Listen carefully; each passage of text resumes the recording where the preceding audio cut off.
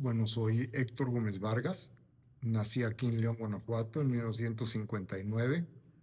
Crecí cerca de aquí de la Martinica. Yo estudié la carrera de comunicación en la Ibero de México. Y mi principal desempeño después de la carrera fue como académico y después como académico investigador, principalmente en la Universidad Iberoamericana. El TEC de Monterrey me becó junto con la Fundación Konrad Adenauer de Alemania, para estudiar una maestría en el ITESO, maestría en comunicación, pero estudié el doctorado en ciencias sociales con especialidad en estudios culturales en la Universidad de Colima. Y al final de todo me dediqué mucho a la investigación en temas sobre todo de cultura y comunicación desde el enfoque de los estudios culturales, y me tocó empezar a observar todo lo que es el fenómeno de las nuevas generaciones en los nuevos medios masivos como son los digitales e interactivos, ¿no? Estoy jubilado desde el del 2020.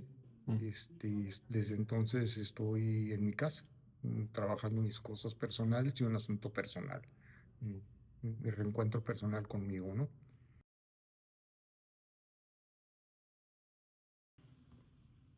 Me gustaría unir dos cosas de cuando me fui a estudiar la carrera de comunicación a la Ibero de México. En el momento en que regresé, empecé a trabajar en la carrera de comunicación, donde fui el segundo director de la carrera, que eso no lo dije hace rato. Y lo otro es el enfoque que había, y por otro lado el enfoque que llegó de un movimiento latinoamericano justo antes de irme a estudiar la maestría, que fue donde me nutrí y desarrollé más bien ese enfoque ya en el resto de mi trayectoria profesional y académica. Yo me fui a estudiar, como dije hace un momento, en el 78. Para que te des una idea, en esa época estaban estrenando Fiebre de Sábado por la Noche con John Travolta, imagínate. Y en la Ibero de México, la fama que se tenía es que estudiabas de todo y y finalmente no sabías de nada. Que un comunicador tenía que saber de todo, por si trabajabas en prensa, en cine, en radio, televisión, lo que sea, pudieras saber de todo. Entonces, pues, estudiabas música, estudiabas cine, estudiabas literatura, estudiabas política, economía y demás, ¿no? Cuando yo entré ya no era CTI, era comunicación, y tenía un poco este enfoque multidisciplinario en la comunicación y un poco el enfoque del empuje, que es un asunto muy jesuita, de que sepas cosas que no son de tu carrera, la famosa área de integración, ¿no? Y después había una especialidad. En el último año tú elegías una especialidad que podía ser periodismo, o televisión, o prensa, o lo que sea. Cuando yo entré, hubo un cambio en la dirección de la carrera y pusieron a una persona que tenía fama de que trabajaba en Televisa. Entonces el enfoque que le empezaron a dar era como a medios, más que a esta cuestión humanista. Yo me alejé de los medios de estudiar porque me interesó más la literatura y otras cosas, y a lo largo de la carrera yo estudié eso. Pero por supuesto las carreras más fuertes de medios no era la Ibero de México, era más bien el TEC de Monterrey, en todo su circuito que habían. Cuando yo me fui a estudiar, abrió la Ibero de León, la abrió aquí en el UX, pero no abrió con comunicación. Hasta el año o 2 años de que abrió la Ibero de México, abrió la carrera de comunicación. Entonces, la forma que tenía la carrera de comunicación, que se fue implementando en otras ciudades cuando se abre la Ibero y con la carrera de comunicación, es que bueno, sabes de todo, pero no eres especialista en nada. Sin embargo, había un énfasis que los alumnos no detectaban, y era que fueras bueno en lenguajes de medios masivos. Pero eso no se reflejaba claramente por diferentes razones. Cuando yo me vine a vivir a León, no estaba titulado y me encontré con una situación muy similar a lo que varios amigos o conocidos de León que antes que yo, generaciones antes que yo, se fueron a estudiar comunicación a México, no se habían titulado. Estaban sin titular y más bien ellos se habían dedicado en su mayoría a trabajar en medios o en sus negocios familiares. No se dedicaban a lo que habían estudiado, ¿no? Entonces, por supuesto, tenía la fama de que el que estudiaba comunicación se iba a morir de hambre y de que andaba de huevón, ¿no? Una cosa así. Cuando yo regresé estaba un poco en esa situación, no tenía trabajo, bla, bla, bla, no tenía dinero, y lo que pasó es que un amigo que trabajaba en el Canal 4 me invitó a ayudarle de gerente, asistente de productor de televisión de lo que era Radio y Televisión de Guanajuato, ahora el Canal 4. A los 3 meses me invitan a ser el coordinador de continuidad de la radio. Fui a trabajar en eso. Y a los 2 meses hay una huelga y despiden a todos. Para ese entonces me llama Luis Fernando Bren, que si puedo dar una clase en la IBER, en comunicación, que me ofrece Teoría de la Comunicación 2. Se supone que a los alumnos que les iba a dar clase era la segunda generación y habían tomado una materia de Teoría de la Comunicación 1, pero un problema que tenían en general todos los alumnos de la primera y la segunda generación es que nadie les había hablado de comunicación, no saben qué era comunicación. Y yo presenté un libro que me tocó ya como alumno en la Ibero de México y eso les ayudó mucho. Y pensaron que por fin estaban recibiendo una clase de comunicación. Entonces me fue bien, me ofrecieron otra materia al siguiente semestre que era periodismo, pero en ese momento hubo una decisión, es decir, me ofrecieron dirigir la carrera de comunicación. Entonces yo a lo que me enfrenté ahí otra vez es que no solo había un problema de libros en general, no solo de comunicación. La gente que podía dar clases eran gente que se había hecho en el oficio y no querían venir. Y los alumnos no querían tener a gente que estaba en el oficio, ¿no? Entonces era una situación difícil, había que preparar las primeras generaciones para que cubrieran esos puestos. Y no había información sobre qué pasaba con los medios masivos de comunicación, ¿no? Y ese fue parte de lo que me interesó.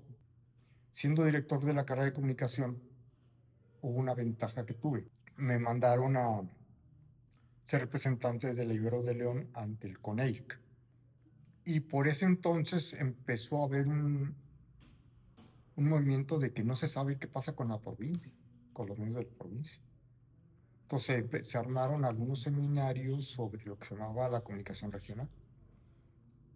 Cómo entender teóricamente eso, cómo tener recursos de investigación para trabajar en eso y cómo intercambiar información para lograr todo eso. Estamos hablando de una época en que redes sociales, WhatsApp y cosas, era imposible pensar en eso. A los pocos años me fui a estudiar la carrera de comunicación, la maestría en comunicacional y eso, y yo elegí trabajar una investigación en enero de 1989. México estaba por tramitar el Tratado de Libre Comercio, ¿no? Lo estaban viendo, lo estaban negociando y demás, y esto es importante porque cuando empiezo a hacer la investigación de mi investigación, yo decidí trabajar cómo usaban su tiempo libre los obreros de calzado en León. Esto tiene que ver con 3 enfoques teóricos. Uno, teorías de la recepción y de públicos, la comunicación regional, y un enfoque que empezó a ser importante latinoamericano sobre las mediaciones culturales, ¿no? Cómo ver a los medios y a la comunicación desde las matrices socioculturales. Que eso permitía dejarte de bobadas, de inventarte que tu tesis era a nivel nacional o mundial y enfocarlo a nivel local, ¿no? Entonces, Lo que yo hice en ese momento fue retomar mi trabajo histórico de la radio y mi investigación, el uso de la radio de los obreros de calzado mientras trabajan. Entonces, no había investigación. Empecé a investigar qué se sabe del calzado. Había unos investigadores antropólogos que habían de la Ibero México que vinieron y hicieron alguna investigación, libros y cosas, había por ahí, pero nadie sabía nada.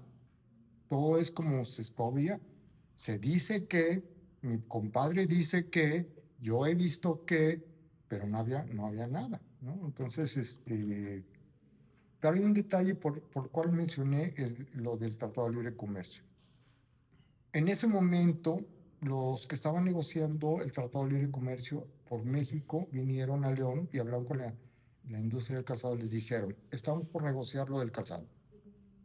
¿Quieren que les digamos algo a ellos? ¿O nosotros asumimos lo que pensamos que puede servirles? No, pues queremos participar, ¿no? Pues dame información porque tú no vas a ir. ¿Qué información quieres que no? Entonces se dieron cuenta que no tenían información de la industria del calzado. Había un CECITEC chiquitito, y te puedo platicar más detalles, ¿no? Pero no sabían de la vida social de los obreros, de las dinámicas, cuánto producían finalmente todas las fábricas, cuántas fábricas había, cuántas picas, no sabían. En ese momento León estaba pasando por otro lado, estaba creciendo, estaban creciendo los medios masivos de comunicación. Estábamos a unos años, a menos de una década de que los medios masivos cambiaran. Entonces yo regresé con ese enfoque, al principio no me lo aceptaban, ¿no? Aquí en la Ibero no me lo aceptaban, porque decían que no, que investigar no, que mejoran los medios, por un lado, los que trabajaban supuestamente en televisión y que no trabajaban en televisión, me decían que eso era lo importante para la carrera, y por otro lado, lo de investigar era otra cosa, no la vida social de la gente. Pero el enfoque fue creciendo y se fue multiplicando y se fue siendo necesario para entender por qué es la época en que la ciudad, el mundo, el país empezaron a entrar las nuevas tecnologías, lo que se llamó nuevas tecnologías, los nuevos medios. Empezó a llegar un capitalismo feroz, la vida de consumo. Entonces, enfoques sobre los públicos, el consumismo, el impacto de todos estos nuevos medios empezó a ser importante, ¿no? Y ese fue parte del asunto. Por eso, cuando me fui a estudiar doctorado, volví a hacer mi tema de tesis, también fue sobre León. Pero ahora necesitaba saber matrices culturales. Pero a diferencia de los antropólogos y sociólogos, o incluso los historiadores, yo quería encontrar las matrices culturales del siglo XX, viendo cómo los medios masivos habían llegado y lo que habían provocado en la ciudad. Mi tema fue el cine, y en concreto las mujeres. La experiencia de ir al cine de las mujeres, ¿no? A públicos, consumo y todo esto, porque en ellas se podía reflejar las articulaciones culturales para que no vayan al cine. Y si van, cómo se mueven en la ciudad y cómo deben de ver qué cine. Un investigador norteamericano que después se hizo muy amigo mío, James Lull, me escuchó mi tema. Yo elegí mujeres, como iba a trabajar historia oral, tenía que ubicar mujeres que supieran, que todavía vivieran y que tenían la edad suficiente para recordar desde cuándo, lo más lejos posible en el tiempo, cuando podían recordar cuando iban al cine. Y entonces el punto idóneo fue que fueran adolescentes entre 1955 y 1975. Entonces, cuando lee mis documentos, este investigador me dice, en tu tesis vas a encontrar algo que es muy importante, y es el fenómeno del joven, el rebelde sin causa, la revolución juvenil. Y sí, dicho y hecho. Pero yo estaba más enfocado en las mujeres, y el tema de los jóvenes lo menciono en la tesis del doctorado, pero lo guardé para después. Pero hubo otro elemento que me jaló hacia los jóvenes, que fue que me invitaron a hacer el análisis de la encuesta nacional de la juventud del año 2000 que era la primera encuesta nacional que hizo el Instituto Mexicano de la Juventud, y me invitaron a que yo analizara el caso de Guanajuato. Y a partir de ahí hice un enroque de jóvenes con generaciones, consumo de medios. Y fue lo que ya empecé a desarrollar en mi etapa final de, del doctorado, pues ya trabajando en la Ibero, que mi última etapa en la Ibero fue coordinar un doctorado que diseñamos, ¿no?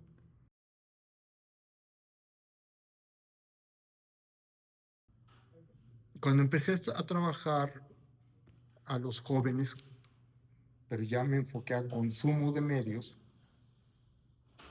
había otro fenómeno que tiene que ver con algo que a mí me pasó de adolescente. Por un lado, la música, me hice Beatlemaníaco y luego crecí escuchando la música de los 70s, el cine. Desde adolescente empecé a ver cine, quería hacer cine en su momento, pero también había otras cosas. No había teóricos de generaciones, de gente que consumiera medios y música y cosas así, ¿no? Es más, el que hiciera eso era mal visto. Como un comentarista de Televisa, de un programa de estos banales, queriendo hablar serio sobre la música. Pero ubiqué a un investigador de fans, de subculturas de fans, un norteamericano. Lo empecé a leer y ya lo empecé a seguir y empecé a vincular el consumo de medios juveniles con lo que decía este cuate de las culturas juveniles, de fans, subculturas de fans. En medio de todo esto se atravesaba que estaban llegando las nuevas tecnologías. Hay un teórico de la comunicación, además, el mismo que dije, Henry Jenkins, que él dice, 1999 fue el año que cambió el cine, porque aparecieron una serie de películas ya metidas totalmente en digital. Si es cierto su afirmación, quiere decir que lo digital se hace pleno del 99 en adelante. Antes eran ejercicios como Matrix, que fue del 93, ¿no? Y ya después los hermanos Wachowski posteriores y demás son ya en otro mundo del cine, por lo menos el comercial hollywoodense. Entonces, antes de eso, hay una serie de cosas, descubrimientos, hallazgos que se van desarrollando para escuchar música, para ver cine, para ver televisión y otras cosas, y sobre todo que la gente empieza a conectarse, ¿no? Todavía no había celulares de estos para hacer, pero estaban las computadoras, estaban ya los primeros sistemas de hackeo y demás, que podías bajar música y todo esto. Y la cultura de los fans, lo que hace Henry Jenkins con su libro de textual poachings, piratas de texto, es decir, que están buscando textos para piratearlos, es como se reúnen por comunidades de fans, Star Wars, Star Trek de entonces, y cómo evoluciona, cómo se empiezan a desarrollar los nuevos fandoms y demás, y cómo empiezan a meterse al internet, luego cómo crean comunidades por allá, y los ponen como los pioneros, uno de los grupos pioneros, ¿no? Pues siguiendo con sus siguientes libros de Henry Jenkins, empecé a cruzar cosas y ahí fue, en lugar de audiencias y en lugar de consumidores y públicos de cine o de medios, el concepto que puedo utilizar es las culturas de fans. En la cultura de fan, preguntándole a la gente en León cómo entró a esas culturas, en dónde y con qué medios, cómo estaba su casa, cómo estaba equipada de medios su casa y cómo se movían por la ciudad. Entonces era ver cómo estaba interrelacionado, ir creciendo, cómo de estar en casa, porque en la infancia tienes que estar en casa, cómo sales y qué factor tiene, qué importancia tiene el factor de los medios, de lo que en ese momento se llamaban nuevas tecnologías de información y tu afición por culturas y pertenecer a grupos. Entonces empecé a preguntar por los fans de Star Trek, de Star Wars, de Harry Potter, El Señor de los Anillos no, y luego de videojuegos y de la saga Crepúsculo. Y entonces empecé a ver gente que empezó a crecer con ello, les tocó todo eso, su paso por la infancia y demás, y la importancia que tenía esto. Y lo que seguía ya era pasar a los nuevos fandoms, ¿no? Entonces empecé a crear una visión de que eso sí funcionaba, esta mirada sí funcionaba para darme cuenta de cómo estaba la ciudad, cómo los jóvenes iban creciendo en la ciudad y al mismo tiempo cómo se expandía la ciudad, cómo empezaban a interactuar con los medios. Me permitió leer libros, no leer, dialogar con libros y investigadores, sobre todo en el extranjero, que estaban diciendo, es que ya está el multitasking, ya está todo lo que significa la convergencia de medios, las multinarrativas y todo eso. Por supuesto, en un entorno como las universidades de aquí no creían todavía en eso, no creían. Y por el otro lado, el tema de la música, no había abordado el tema de los fans de la música. Entonces dije, es que con la música puedo hacer algo muy importante. Mira, con Star Wars no puedo ir a preguntarle a gente de los 60s. No existía Star Wars. Ni el Señor de los Anillos en las películas de Peter Jackson. Pero los Beatles sí. Y sobre todo que encontré que algunas exalumnas mías que ya eran mamás que tenían hijos o hijas adolescentes eran fanáticas de los Beatles. ¿Por qué? ¿No? Cuando en un concierto en San Diego la hija de un amigo le grita a Paul McCartney, Paul, I love you, ¿qué diantres con esta pinche escuincla, ¿no? ¿Por cómo que se enamora de un ruco y a estas alturas, 60 años después? Esas eran preguntas tontas y de chisme, pero una pregunta para entender importante.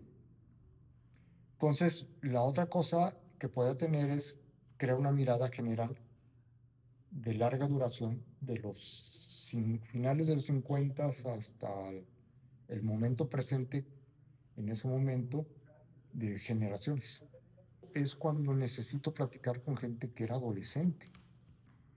Y, y ya, fue lo que pasó, ¿no? Con esa investigación.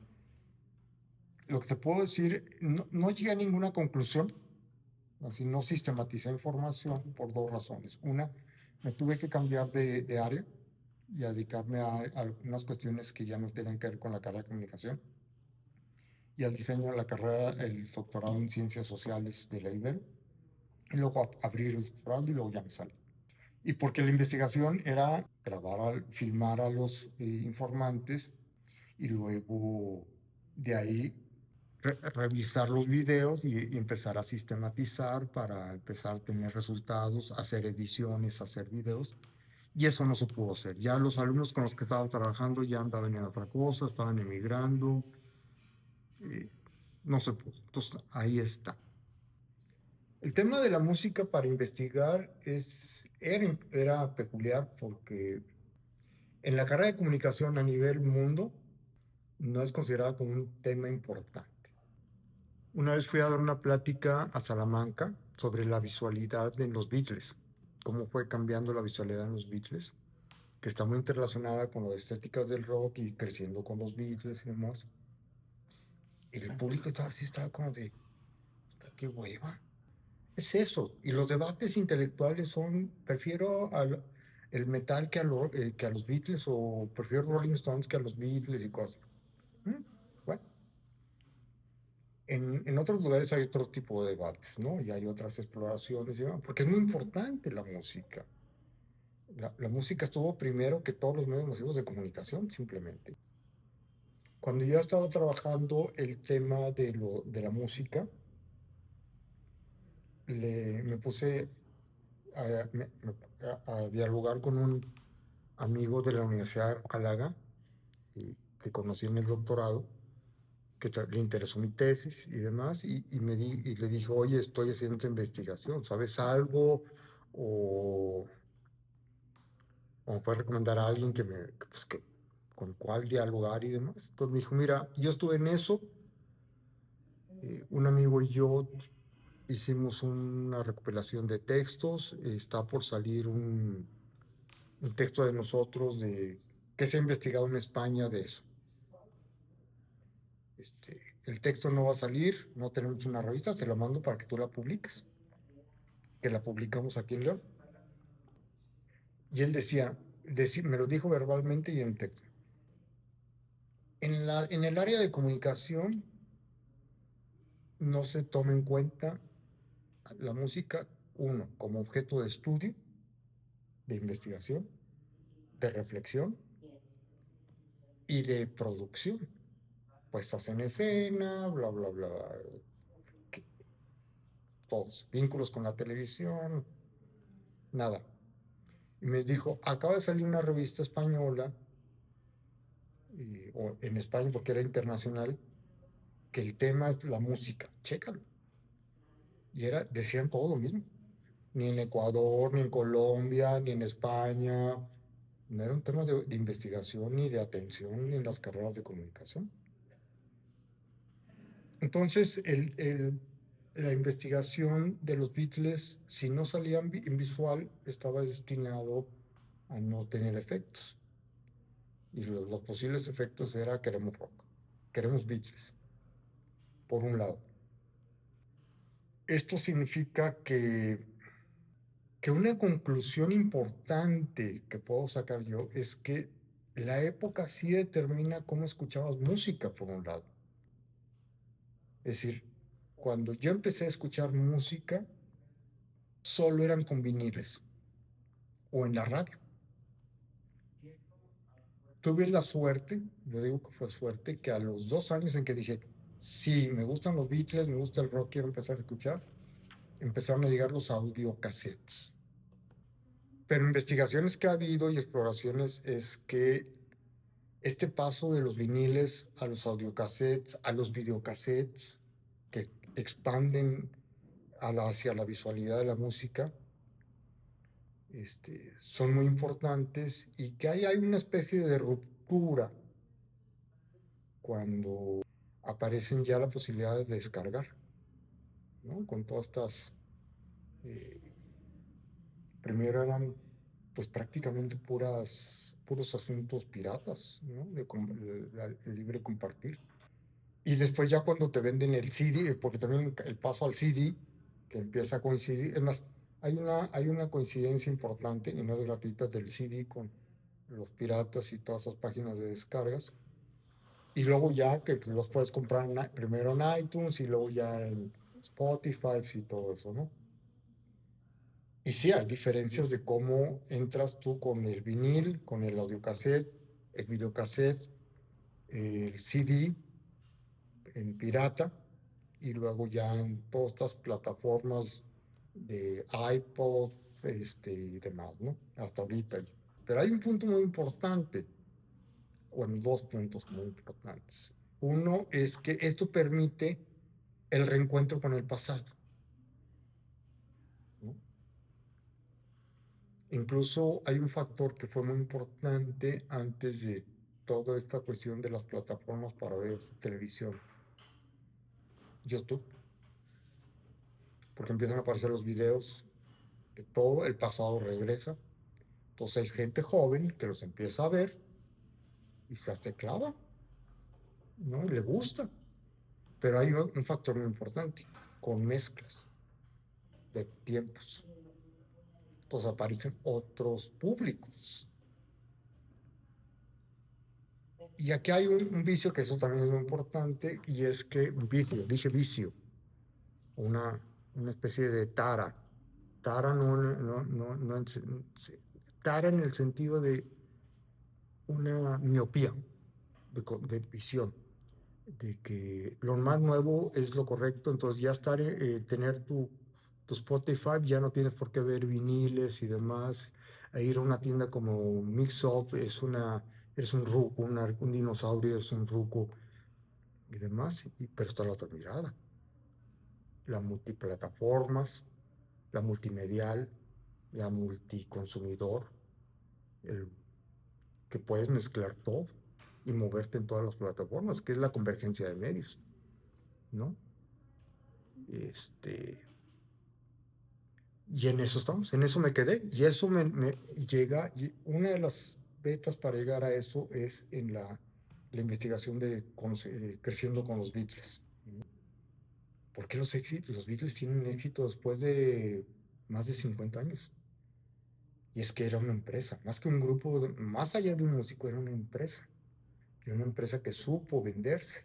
Y la gente quiere entender de queremos, no quiere entender, quiere escuchar a los Beatles más que entender por qué se constituyó en los Beatles en una marca de amor y ha persistido más de 50 años.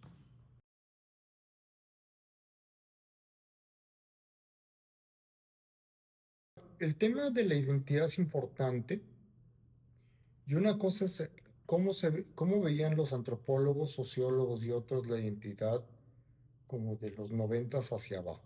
Incluso unos debates encarnizados entre los 80 y los 90 porque cómo retomar la globalización y todas esas cosas cuando el concepto era de una cultura local, espacial, ¿no? León, solo León, ¿no? Y solo sus costumbres, el tiempo y demás. Entonces había una concepción del tiempo, de la identidad que era social, lo que se construye con el tiempo socialmente, la que es, y por tanto es masiva o colectiva. Masiva no de medios masivos de comunicación, sino de toda la sociedad, de un grupo social. E histórica, que puede ser en el pasado muy lejano, casi desde que éramos chichimecas, hasta más recientes y demás, una identidad forjada hace 3 años no se veía como identidad, ¿no? Eso era consumo, no identidad. Pero ya el tema de la identidad marcada por medios masivos de comunicación, vista y reconocida, empieza a ser hace unos 10, 15 años para acá. Y los grandes ideólogos y teóricos de esto son los del marketing. Crecer siendo un fan. Las niñas. ¿Por qué una niña de 8 años quiere ser una Monster High y crecer como una Monster High? Y ser, identificarse con eso. ¿Y qué vas desarrollando con todo? ¿Cómo llegó a eso a los 8 años? ¿Y qué va a hacer cuando tenga 15, 16 años? Pero si lo ves como identidad, es una identidad de consumidora, sí, que la puedo manipular. Entonces, para el marketing, el consumismo y los medios actuales, es una pregunta y una visión de la identidad justa y correcta. Pero para irnos hacia atrás, está complicado. En la década el cine en León, es los primeros avisos vistos, las primeras contactos de algo que después se llamó cine fue en 1870 y tantos, o entre 70 y tantos, 90 y tantos. Pero ya los primeros cines fijos, permanentes y demás, ya fueron en los 20. Entonces, no hay gente que recuerde cómo era ir al cine en los 20, ni en los 30, y creo que ya ni en los 40. Pero si a una pregunta de ese momento le hubieras preguntado, ¿y el cine te da identidad como leonés o qué? No, pues vengo al cine. Y si les preguntas a alguien que sabía eso, ¿quiénes eran los expertos en ese entonces? Los sabiondos, los que sabían. Abogados, médicos, curas y gente en general. Para ellos la identidad era algo largo, importante, la iglesia, ¿no? Este, lo católico, en este caso en León, ¿no? O el asunto del gobierno, ¿no? Vivir en la plaza principal y la rutina, lo cotidiano, heredado de nuestros padres. Eso es la identidad. Y si todavía preguntabas como cuando yo empecé a preguntar qué era, si el cine creaba identidad, no, no. Y hay un elemento muy concreto por el cual te puedo decir esto. Cuando les preguntaba de qué importancia a la gente mayor, a los que sí se acordaban todavía de 30, 40, qué importancia tenía el cine en su vida, la gente del cine, yo iba, me gustaba ir, iba todos los jueves. ¿Te acuerdas de alguna película? Pues quizá tal y tal. ¿Algún cine? Sí, el ideal, sí, este. Y bueno, ¿qué rutinas hacías? Pues los jueves, salí a trabajar, me metí al cine, eran 3 películas, eso era todo. No había más historia, más narrativa que contar, más experiencias que permitía entender que él entendía que en su vida no solo era importante, más bien era como algo accesorio, sino que le estaba dando su identidad como leonés o como leonés, pero también como un público del mundo. Entonces hay que recuperar un poco esa visión antropológica, tu vida cotidiana, qué importancia tenía tu vida, es decir, qué tanto tenías acceso al cine, a dónde ibas, con quién ibas, anécdotas que te acuerdes del cine, y ahí sí empezaron a carburar. Desde ahí sí puedes decir, no sé si hay una identidad como antes, pero sí el cine fue un elemento importante porque le permitía, era como el internet de ahora, le permitía ver otro mundo, soñar otro mundo, ¿no? Al cual se enfrentaba cuando salía del cine aquí. Una ciudad pequeña, si no es que un pueblo pequeño, el mismo de siempre, con calles de polvo, dicho por la gente que entrevisté para mi tesis del doctorado, del doctorado, no lo estoy inventando yo. Esto ya empiezas a cambiar un tanto más adelante, en la década de los 50, 60, que se renueva el cine hollywoodense, llega un nuevo cine, el Cinema Estrella, el cine Insurgentes, el cine Buñuel, ¿no? Con películas de arte. Y luego ya cuando empiezan a aparecer los multicinemas, ¿no?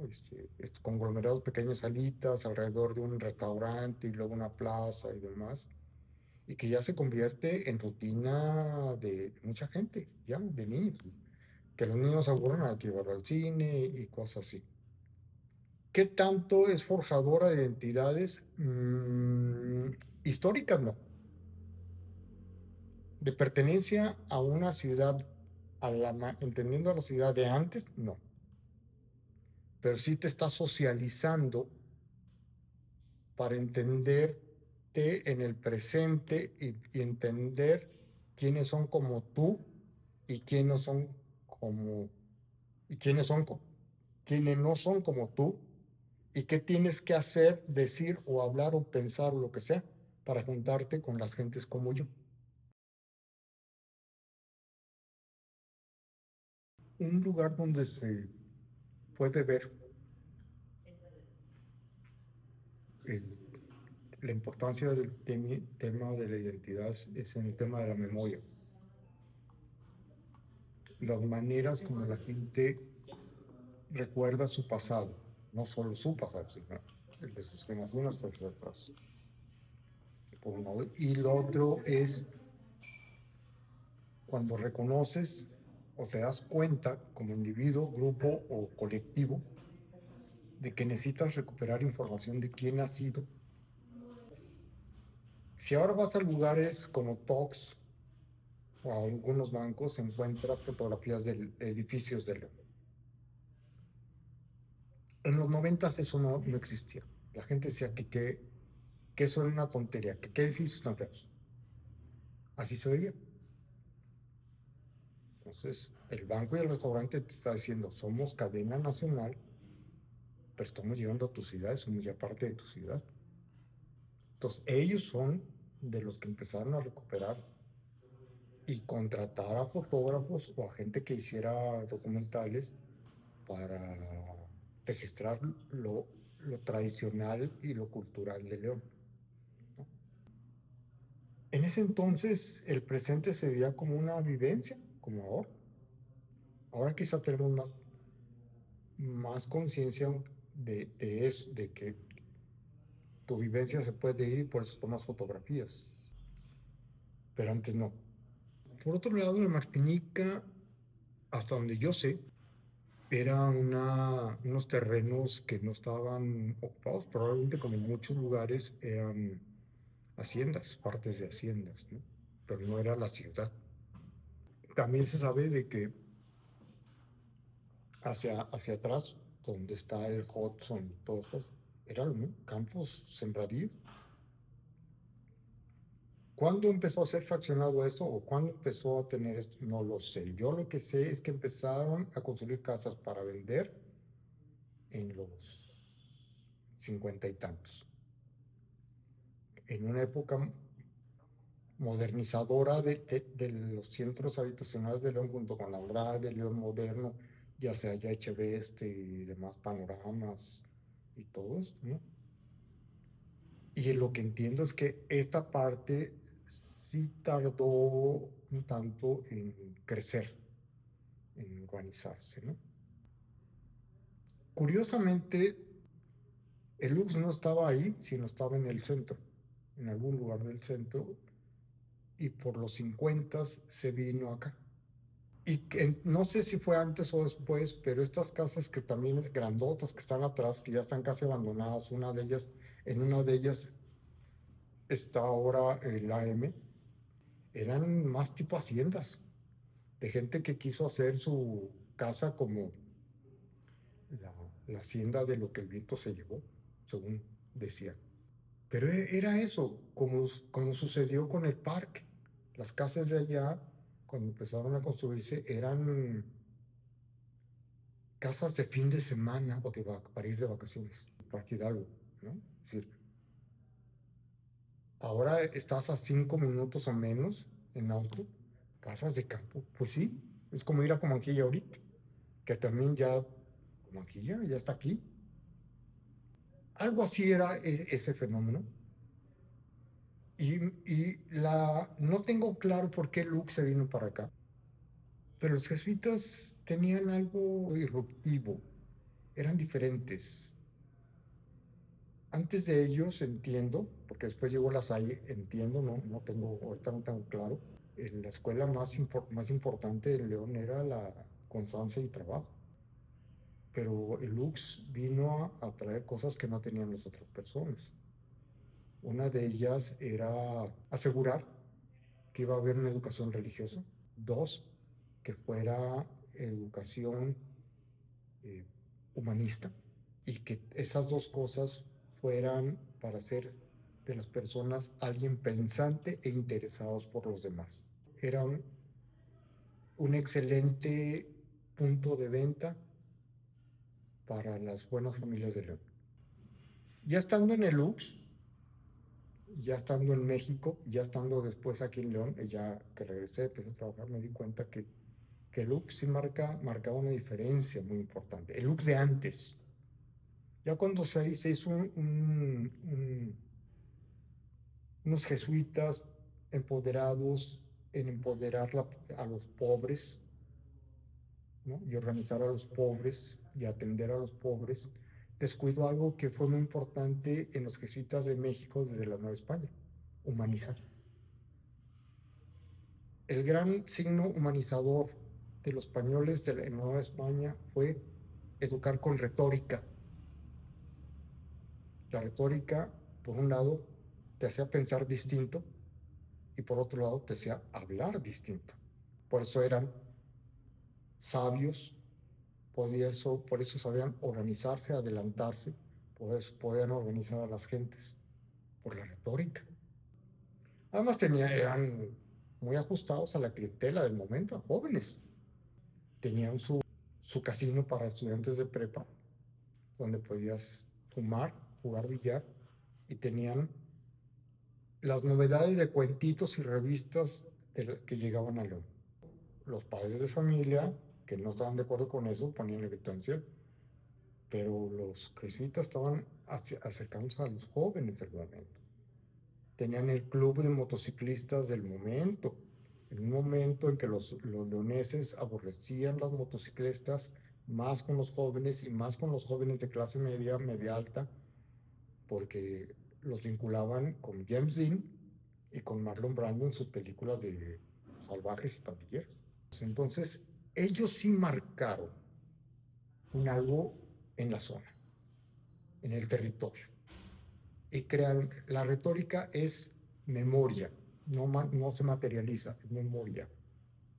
Y puedes recuperar con la retórica memoria y recuerdos. Por eso los deluxe podían recordar cosas. Entonces yo sí pienso que si hay un vínculo con este entorno de la Martinica, primero fue con la construcción de Lux, la presencia de los jesuitas, el dolor para mucha gente de que desapareciera Lux y la esperanza de que en algún momento el museo y toda la biblioteca y todo eso se convierta en un objeto de memoria, al mismo tiempo que el Estadio de León. El Estadio de León se convirtió en algo como una identidad, y es así a nivel ciudad, es así a nivel ciudad, ¿no?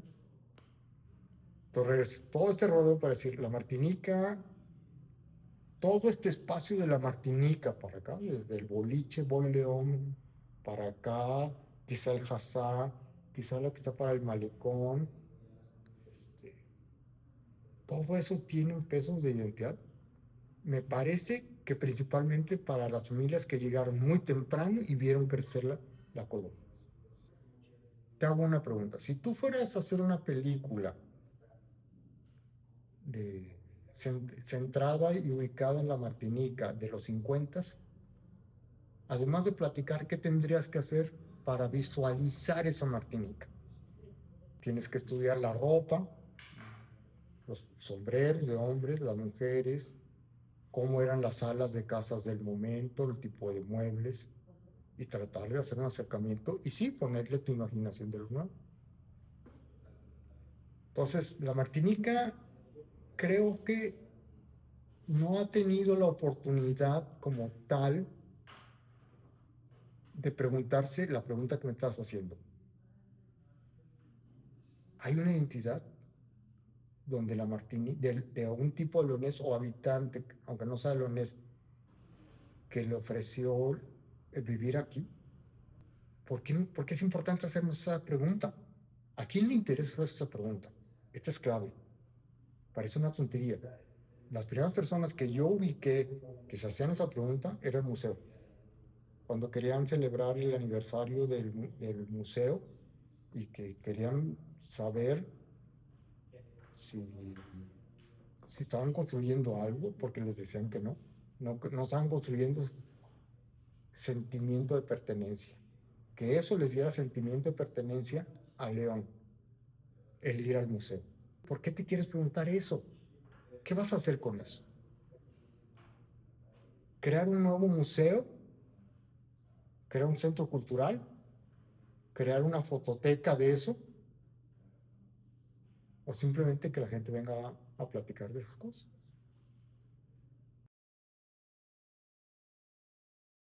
Primera observación.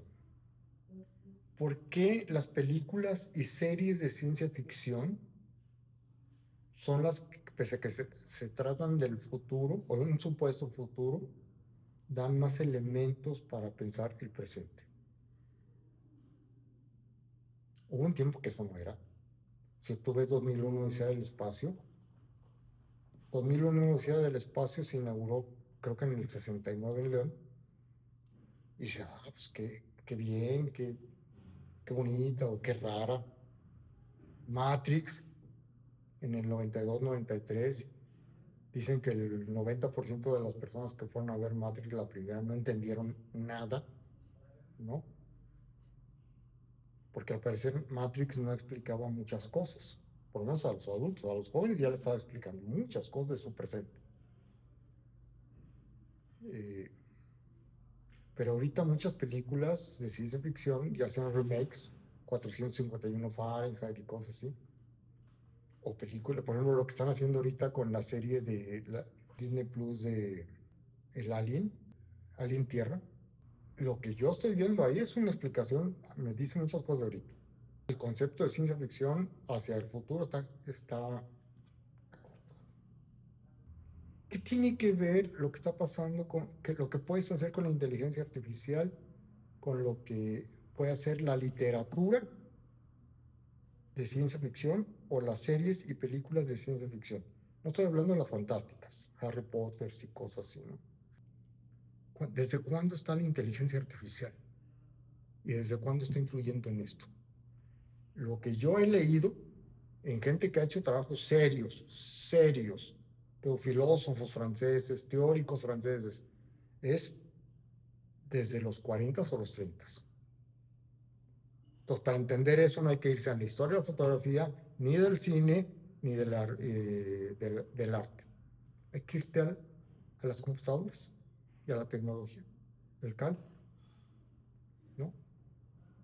¿Y por qué le interesó al gobierno? Y te enteras que todos los gobiernos están interesados porque es instrumento de poder. Ver es poder. Desver es poder. No ver es poder, ¿no? Entonces, todo eso empieza a ser una situación. Cuando lo que sí es que tiene unos años donde la inteligencia artificial ya está corriendo por empresas, ya está corriendo por computadoras, ya está corriendo por celulares y en todos los sistemas de visualidad y ya la nueva forma de ver. Entonces ahorita estamos en una posible crisis y revolución al mismo tiempo. Dejar de desver lo anterior, lo que aprendí hace 10 años, 5 años, y lo que está llegando, porque si no me quedo afuera. ¿Qué viene? Sí, que si vamos a ser humanos, que si las máquinas nos van a gobernar, que si... Sin la inteligencia artificial todo eso era posible. Todo. Sí, puede ser complicado, sí, pero hay otras preguntas ahorita que yo me hago, yo. Los demás están haciéndose las preguntas de la inteligencia artificial. Que toda la gente que trabaja en visualidad tiene que saber, sí. Mercadotecnia también, ¿no? Comunicación, por supuesto. Malas noticias para ellos que se creen artistas. Tienen que entender cosas más allá del arte. Tienen que trabajar computadoras. Termino esta opinión mía. Hay un libro que en español apareció en el 2010, 2008, pero que en realidad se publicó en 1985, de un checoslovaco que creció en Brasil. Reconocido a nivel mundial como un filósofo muy bueno, pero poco conocido para ciertos entornos como México. Él dice, desde que el hombre fue hombre y empezó a humanizarse, la imaginación fue muy importante porque creó en algún momento imágenes. Y esas imágenes permitían la interacción y la aparición de lenguajes y la organización y la evolución. Todo eso, bueno, hubo graduales cambios, a eso le llaman imágenes tradicionales. Es ahí cuando aparece el arte y sus antecedentes, las pinturas rupestres. Todo eso empieza a cambiar. Así, hay un cambio evolutivo, entonces todo eso, como el The Big Bang Theory de la serie de televisión, que empieza, como empieza, de millones de años luz, todo eso cambia hasta cuando llegan las imágenes generadas tecnológicamente. ¿Y, y quiénes las desarrollan? Las computadoras. Y entonces, en ese momento dice, una cámara fotográfica, ya que sea manejada y que tenga dentro en su dispositivo una computadora, ya no estás viendo la misma imagen. Ya no depende del fotógrafo, depende del software que tiene la cámara.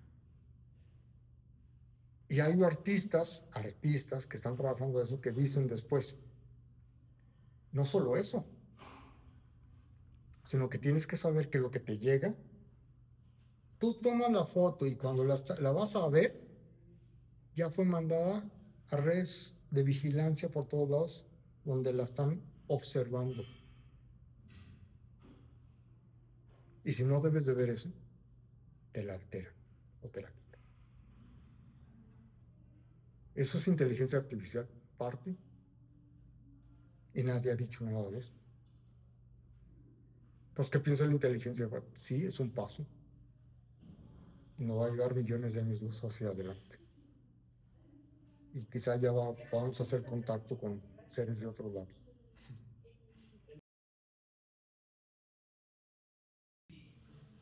La investigación la hice en un año sabático antes de jubilarme y después durante la pandemia, la cuarentena, me encerré y escribí ese libro y otra cosa más.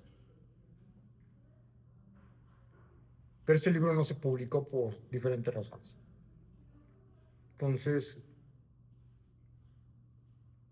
ahorita está el proyecto de rehacerlo de otra manera, airearlo para que sea más legible, más, por diferentes razones. Si yo antes pensaba con cierta forma de ver las cosas, más académica, ahora ya no tanto, pues ya lo puedo reducir y ser más legible. Pero el, ese libro era cómo llegó el cine a León, ¿no? Cuando alguien dice cómo llegó el cine a León es cuando las primeras películas de los hermanos Lumière llegaron a León, ese fue el origen del cine. Desde la forma tradicional que se ha concebido esto, sí, pero desde un analista del cine mudo y de la visualidad del cine mudo y de la primera fotografía del cine, no es el cine. Simplemente no tenía guión, tenía una sola toma y simplemente había mucho experimento para atraer públicos. Los, las tandas no eran una película y te sales, o como en mi época de adolescente, 3 películas y te sales para que regrese otra gente y que vea otras de las mismas 3 películas y se salga. Antes tenías que armar tandas de 10, 15, 20 películas porque duraban 20 minutos, no, 20 segundos, 1 minuto y cosas así, ¿no? A ese le llaman, unos le llaman pre-cine y otros le llaman el cine temprano. A ese es el que empecé a rastrear. Y mi libro sobre eso. Y cómo eso empezó a propiciar, sin que se dieran cuenta los leoneses, que esto iba a cambiar, porque los leoneses lo que veían eran la ciudad, los burros, las iglesias, los curas, el señor cura que siempre pasaba, el boticario. Esa era la visualidad. O ibas adentro y los retablos y demás. Pero ya cuando te metes a una sala y empiezas a ver cosas y demás, ya es otra cosa, ¿no? Entonces, ahora que tengo la oportunidad de reescribir, decía, ese libro, tengo que sortear un punto que no lo atendí en su momento, para justificar por qué era importante para León saber la época del precine. Tengo que decir qué vínculo tiene con ahorita y qué problemas hay ahorita en la ciudad de visualidad. Entonces, ese es el libro que estoy empezando a escribir, pero iba a ser un capítulo de ese libro, pero ya estoy en otro lado, ya es un libro, y empieza un libro por sí mismo, ¿no? Y el tema, como lo estoy ahora cambiando, es 2 ideas claves, ¿no? Ahorita tenemos una bronca muy seria de desespero. Cada quien ve lo que quiere. Y hay múltiples formas de ver y nombrar las cosas, por supuesto.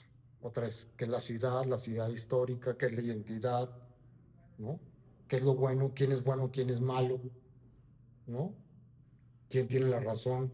¿Funcionan los GPS para llegar a zonas que no conoces de la ciudad? ¿O si funciona? ¿O cuándo sí, cuándo no? Todas esas cosas.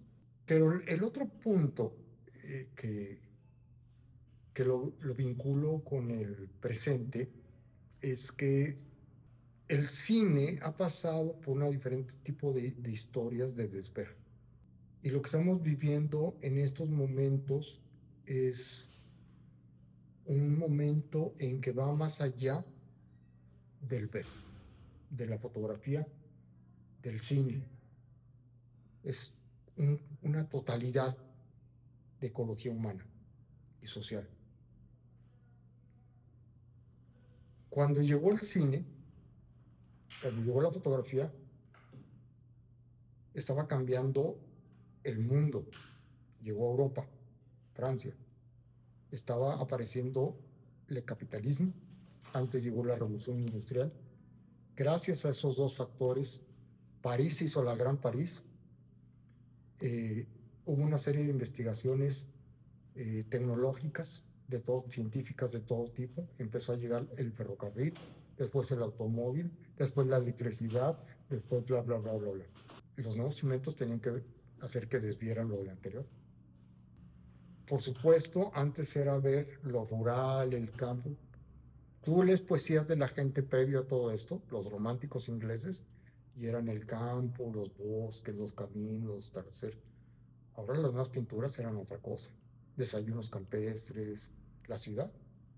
¿Qué estamos viviendo ahorita? No solo cambios en la visualidad de pantallas y que la inteligencia artificial y que la computadora, estamos cambiando, las ciudades están cambiando. Entonces, ahorita lo que estoy haciendo es un borrador.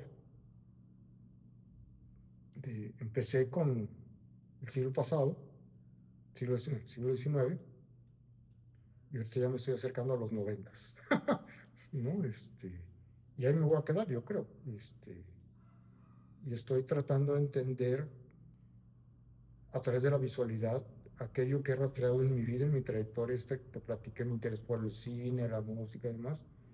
Y ahora con lo que me quedé de pensar y leer y teorizar cuando tuve que meterme a trabajar el doctorado, ¿no? Narrativas digitales y cosas, ¿no?